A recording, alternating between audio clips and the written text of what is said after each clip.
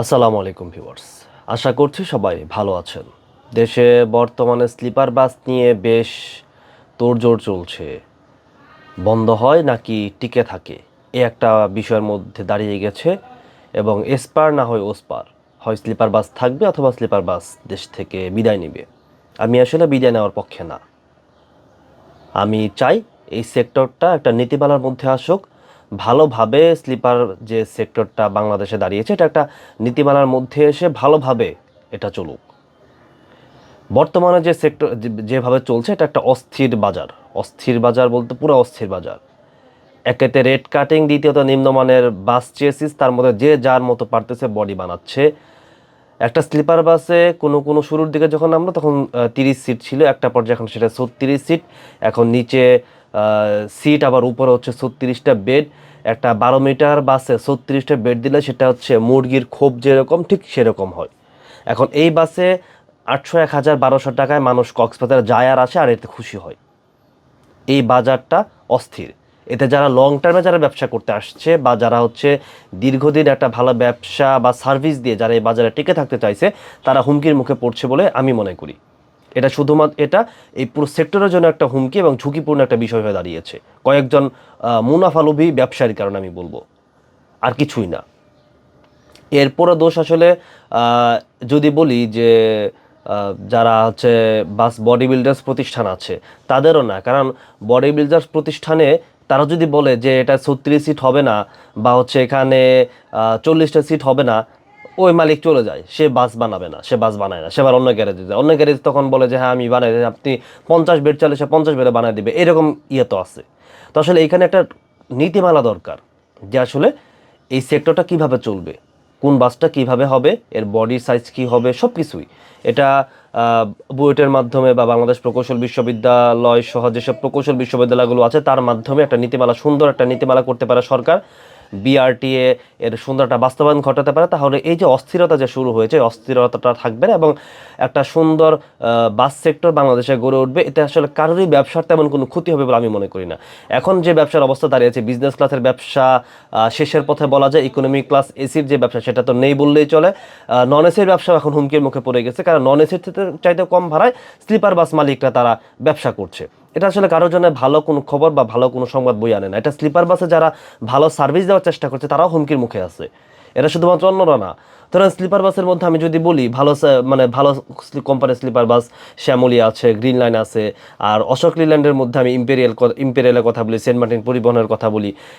এরাও কিন্তু আসলে ঝুঁকিতে আছে, কারণ তারাও সামনে আসলে তারা একটা ভালো ব্যবসা দিয়ে এই সেক্টর টিকে থাকতে চাইছে। তারাও সামনে ভালো চেসিস নেওয়ার প্ল্যান করছে, ভালোভাবে গাড়ি বানানোর প্ল্যান করছে। কিন্তু যে কিছু কিছু কম দামি বাস নেমে বা হচ্ছে যার মালিকের কোনো ঠিক নেই, একটা মালিকের 10টা 15টা মানে 15 জন মালিক মিলে একটা গাড়ি নামাইছে। বিষয়টা কীরকম, ধরেন একজন বিদেশে থাকে, আমি ধরেন একটা মালিককে ফোন করে বললাম যে তার কাছ থেকে 1 লাখ টাকা নিয়েছি, 1 লাখ টাকা এরকম 10 জনের কাছে 10 লাখ টাকা নিয়ে একটা চেসিস সিফাদের কাছে অর্ডার দিয়ে চেসিস নামানোর পর 5 লাখ টাকা ডাউন পেমেন্ট দিয়ে আবার বডি বানানোর পর কিস্তিতে, সব কিছু কিস্তির উপর চলতেছে। ওই মালিকের কোনো খবর না কি হইতেছে না হইতেছে, এই পাশে কেউ কোনো কিছু জানে না যে এই পাশে কি হইতেছে না হইতেছে। মাঝখান দিয়া ধরেন যে একটা পক্ষ এর থেকে মানে স্লিপার বাসের আরামবাগ যদি আপনি কখনো যান বা হচ্ছে কোনো মালিকের সাথে যদি আপনি বসেন, খুব কম মালিক আপনি পাবেন যে সন্তোষ প্রকাশ করতেছে বর্তমান বাজারে যেন আসে স্লিপার বাসের সেক্টরে এসে ভালো করছে বা বাস ব্যবসায় পরিবহন ব্যবসায় এসে ভালো করতেছে। মানে আমার দেখা অন্তত আমি খুব কম পেয়েছি। মানে সবার মধ্যে একটা অস্থিরতা, সবার মধ্যেই মনমরা ভাব, সবাই আসলে উদ্বিগ্ন যে কি হবে ভবিষ্যতে, কি হতে যাচ্ছে। এর মূল কারণটা আসলে আমি মনে করি গভর্নমেন্টের কোনো নীতিমালা না থাকা, এবং সেই নীতিমালা যা টুকটাক আছে তার কোনো বাস্তবায়ন মাঠে নেই। এখন একটা গাড়ি 4-5 বছর ধরে রাস্তায় চলতেছে, এখন হুট করে, যেমন স্লিপার বাসের কথাই যদি বলি যে 1000-1200 গাড়ি রাস্তায় চলতেছে, হুট করে আজকে সব বন্ধ করে দেওয়াটা সম্ভব না। এটাকে যেটা করা যেতে পারে, আপনি 3 মাস সময় নিয়ে একটা নীতিমালা করেন। বিশ্বে অনেক দেশে নীতিমালা আছে। ভারতে, আমাদের পার্শ্ববর্তী দেশ ভারতে প্রচুর স্লিপার বাস চলতেছে। তারা আসলে কোন স্ট্যান্ডার্ড মেনটেন করে, তারা কিভাবে এটা দিয়েছে সব কিছু দেখে তারপর চিন্তা করে এটা নিয়ে কাজ করা যেতে পারে। তাহলে আমি মনে করি সব কিছুই একটা ভালো পর্যায়ে আসবে এবং ভালোভাবে এই সেক্টরটা রান করতে পারবে এবং এতে কারোর কোনো সমস্যা হবে না।